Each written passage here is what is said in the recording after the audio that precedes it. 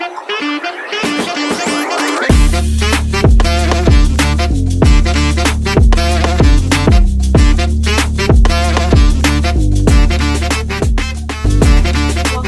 Community Corner Podcast Personal Finance Edition. I'm Rashmi and I'm joined by my co-host Olivia.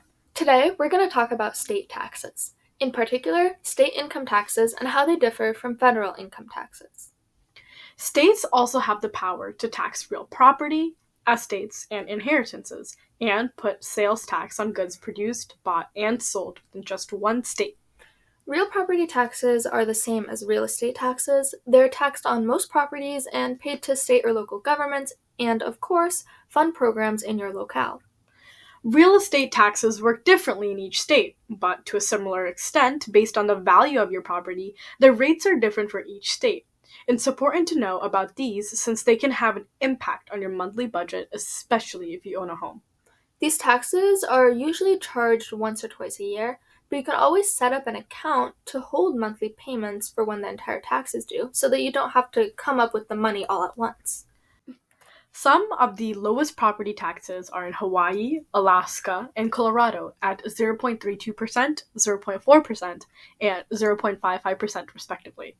On the other hand, New Hampshire, Illinois, and New Jersey have the highest property taxes at 1.93%, 2.08%, and 2.23%. Rashmi and I are from Connecticut, which has the 5th highest property tax at 1.79%.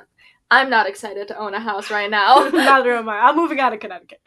You can find property taxes for your state online. We are using 2023 data from taxfoundation.org. Similar to real property or real estate taxes, these terms are interchangeable, but slightly different are personal property taxes. These refer to taxes on movable property like vehicles, RVs, campers, all of that stuff. States also have the power to impose taxes on estates and inheritances. They are paid by the inheritor of a property on your right to transfer ownership of a property after death. Only a few states have an estate tax, and even fewer, only 7 states have inheritance taxes. Most states have been phasing out of issuing these types of taxes. The majority of states do, however, have state income taxes. These are similar to federal income taxes and paid based on any income you make in a certain state. 42 states issue a state income tax. Alaska, Florida, Nevada, South Dakota, Tennessee, Texas, Washington, and Wyoming don't have one, and New Hampshire is set to join these states by not having one in 2027.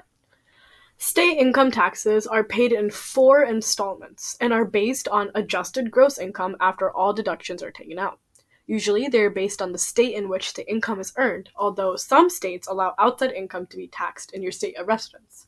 Interestingly, you can still be taxed if you work remotely for a company you've previously commuted to in a different state.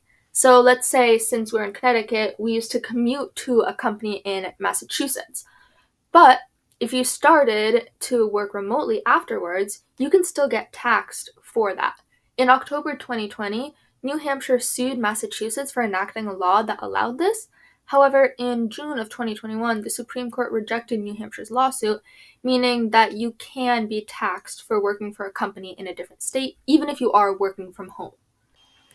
You are protected from double taxation based on a previous ruling by the Supreme Court and Comptroller of the Treasury of Maryland versus Wine in 2015. About a third of a U.S. household's taxes are going to state and local governments. These governments collect around $1.8 trillion in tax revenue per year. Over half of state and local tax revenue goes to funding education and healthcare for low-income families. This spending keeps communities running. States are the main funders for the nation's public K-12 schools, of which around 51 million students attend. Around a quarter of state spending goes to this, on average around $316 billion per state. States provide grants to school districts, which are then used to fund school programs, pay teachers, and pay off school costs. All of this coming from your taxes. The federal government only provides a little bit of funding for public schools. States also fund higher education by supporting public community colleges, universities, and vocational institutes. And of course, much of the funding goes to healthcare programs through programs like Medicaid and health insurance for children. The remainder of the budget goes towards transportation, corrections, assistance for struggling families, public employees, and general aid. State funding from state taxes builds and repairs road systems as well as public transit. Of course, these are general statistics, and spending can vary from state to state. One state might spend most of their local taxes on transportation, while another only spends part of it. But overall, states take tax dollars to fund programs that keep the country running and put together the services that we use on a daily basis. Next time, we'll look at specific new programs that our tax dollars are going towards. Understanding where our tax dollars go makes sure we realize that although taxes aren't taking up a lot of our budget, they do go toward beneficial programs. Stay tuned for our next episode of Community Corner Podcast Personal Finance Edition. This is Rashmi and Olivia. Cash it off!